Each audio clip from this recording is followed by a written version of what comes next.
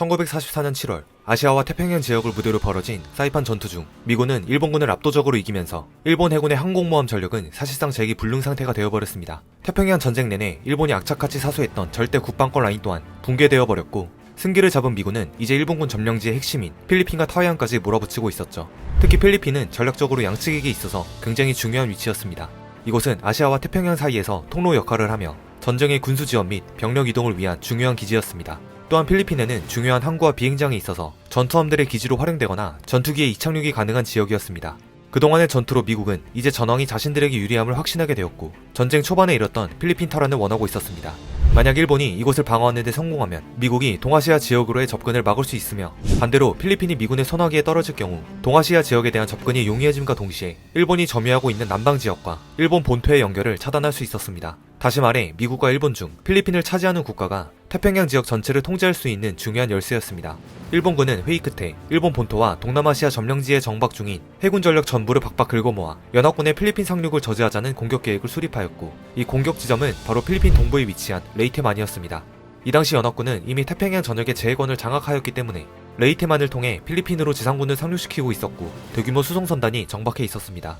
우선 항공모함과 전함에 대해 설명하면, 항공모함은 항공기를 대규모로 이동시키면서 공중에서의 지배력 확보, 공습 및 해병 상륙 지원 등 공중전을 주력 임무로 하는 함선입니다.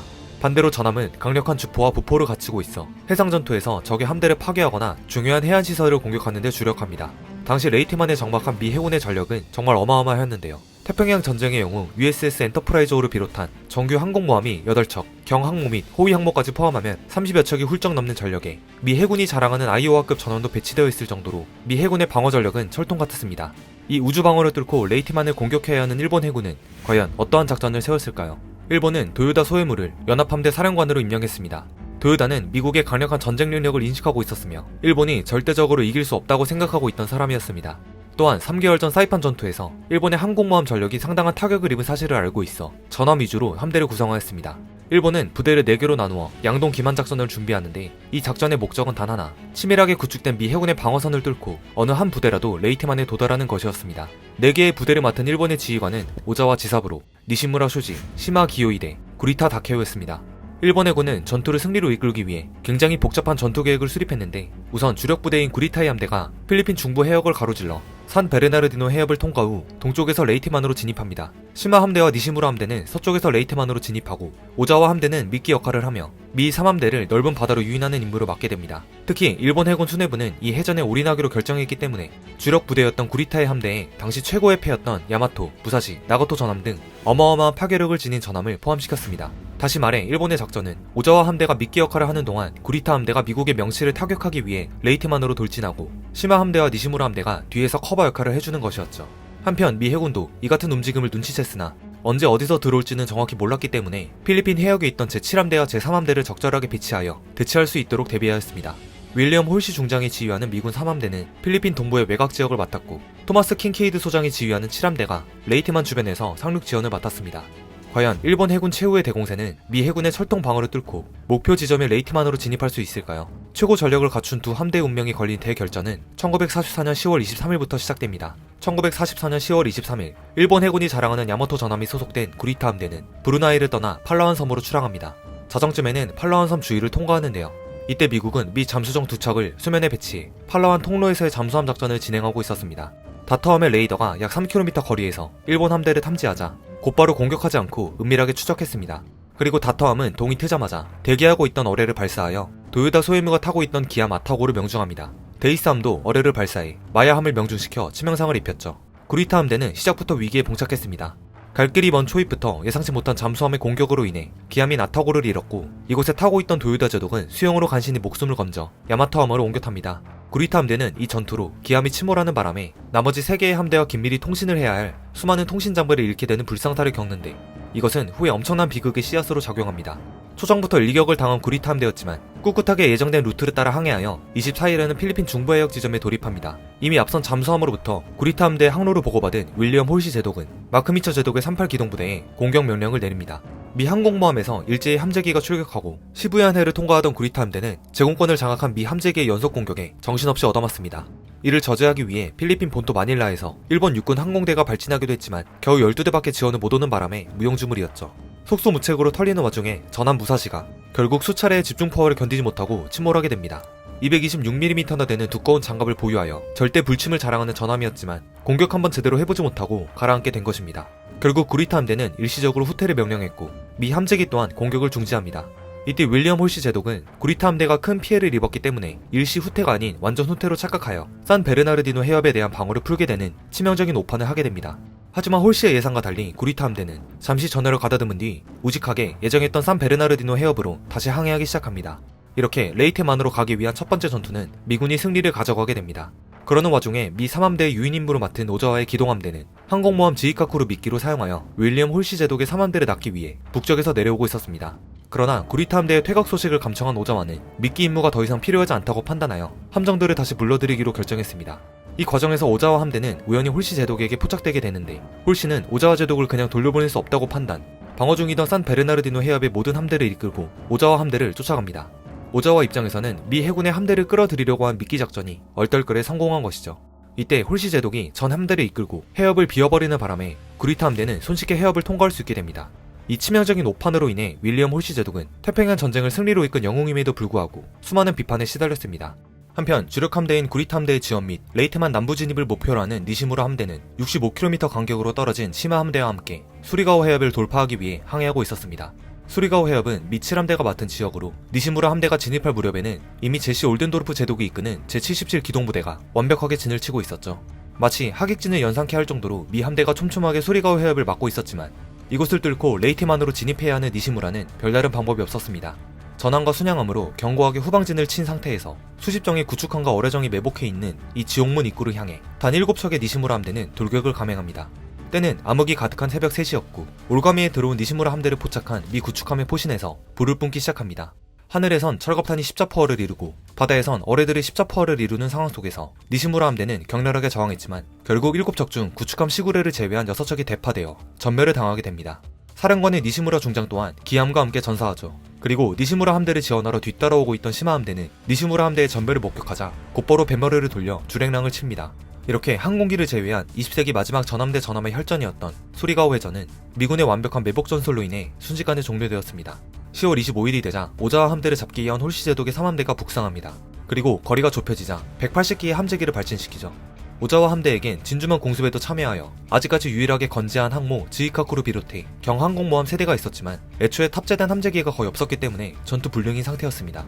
게다가 처음부터 미끼 임무에 국한된 부대였으니 방어 전력이 제대로 갖추었을 리 만무했기에 이들은 공중을 지배한 미 함재기들의 먹이가 되어버렸습니다.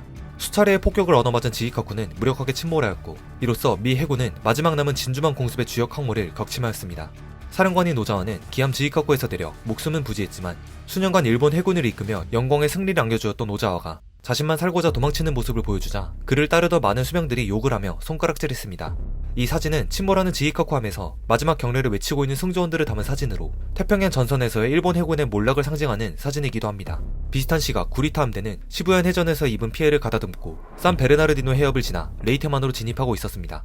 그러나 통신장애로 인해 오자와 함대가 미 3함대를 낚는 데 성공했다는 것은 모르고 있었죠. 이들은 적 주력 부대가 언젠가 나타날 것이다라는 경계하에 목표 지점인 레이테만을 목전에 두고 있었습니다. 그러던 25일 새벽 3시 사마르섬 부근에서 정체불명의 미 항공모함 전대를 포착합니다.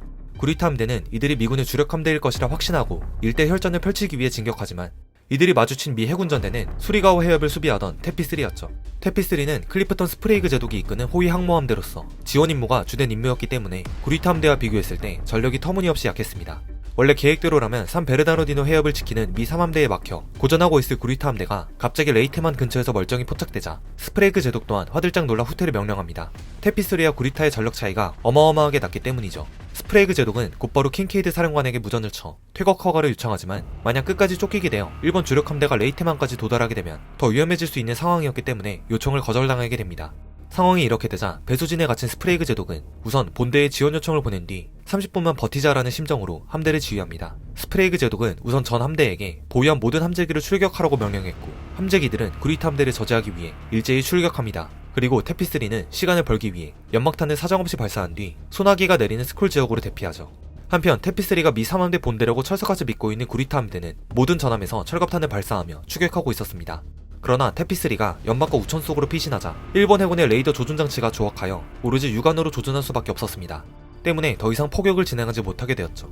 스프레이그 제독의 임기응변과 자연환경의 도움으로 잠시 시간을 번 테피스리지만 곧 스콜이 거치게 되면 꼼짝없이 한포세례를 받을 것이 분명했습니다. 그 시점에서 구축함 USS 존스토노가 단독으로 뱃머리를 돌려 구리타 함대의 중심으로 돌격을 시작합니다. 이는 테피스리의 항공모함들을 보호하기 위해 죽음을 각오하고 감행한 돌격이었습니다. 존스토노의 영웅적인 희생을 시작으로 USS 호엘, 허만, 사무엘 로버트호 등 나머지 구축함들도 차례로 뱃머리를 돌려 구리타 함대를 향해 돌격합니다.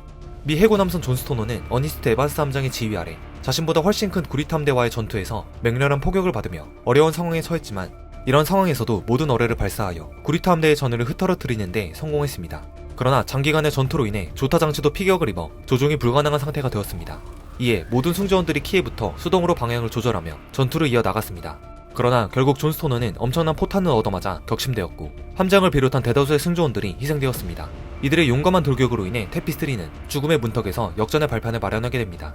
또한 작은 체구의 다른 구축함들은 일본 함대 사이를 민첩하게 움직여 혼란을 일으켰으며 곧 미 해군 본대의 지원이 올 것이라고 지레 겁먹은 구리타 제독은 목표 지점을 목표로 두고 의문의 후퇴 명령을 내리게 됩니다.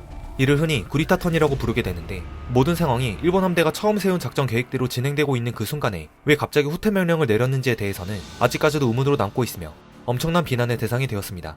구리타 제독의 치명적인 오판으로 인해 테피스리는 죽음의 문턱에서 가까스로 살아남았습니다. 결국 어느 방향으로도 레이트만으로 진출하는데 실패한 일본 연합함대는 미 함대와 조우한 각 지점마다 각계격파 당하며 완전히 해군력을 상실하게 됩니다. 역사상 최대 규모의 해전이자 태평양 전쟁의 하이라이트를 장식한 레이테만 해전은 미 해군의 압승으로 종료되었습니다. 이 기회를 놓친 일본군은 태평양 전쟁에서 역전할 마지막 기회를 날려버리고 말았습니다. 이 전투에서 미일 양측은 최고 사령관이 각자 치명적인 실책을 저지른 것으로도 유명합니다. 앞서 언급했듯이 오자와 함대에 낚여 산 베르나르디노 해협을 통째로 오픈해버린 윌리엄 호시 제독의 실책이 첫 번째였고 기적처럼 목표 지점을 앞에 두고 의문의 후퇴를 결정한 구리타 제독의 실책이 두 번째였죠. 만약 홀시 제독이 해협 봉쇄를 풀지 않았더라면 구리타 함대는 3일의 섬까지 진출해보지도 못한 채 산 베르나르디노 해협에서 결전을 치렀을 것이고 그렇게 된다면 테피스리의 불필요한 희생은 나오지 않았을 수도 있습니다. 또한 구리타 제독이 구리타 턴을 하지 않고 그대로 밀어붙여 목표였던 레이테만으로 진출했다면 당시 레이터 섬에 상륙 중이던 미 육군에게 치명적인 타격을 줄 수 있었을까요? 역사에 만약은 없지만 이러한 지점들이 이 전투를 더욱 흥미롭게 바라보게 합니다. 결과적으로 미군은 레이터만 해전을 승리로 이끌며 필리핀 점령을 위한 교두보를 확보했고 일본 제국은 필리핀에 대한 주도권을 상실함으로써 동남아시아 지역에 대한 영향력이 축소됩니다. 그동안 동남아로부터 비행기의 연료와 포탄과 같은 군수품의 기초 자원을 공급받았지만 물자 보급지를 잃게 되면서 앞으로의 전쟁 수행 능력에 크게 타격을 받게 되었죠. 일본은 태평양 전쟁에서 호흡기를 떼게 될 지경에 이르렀고 이제 미국은 일본 본토로 향하기 시작합니다.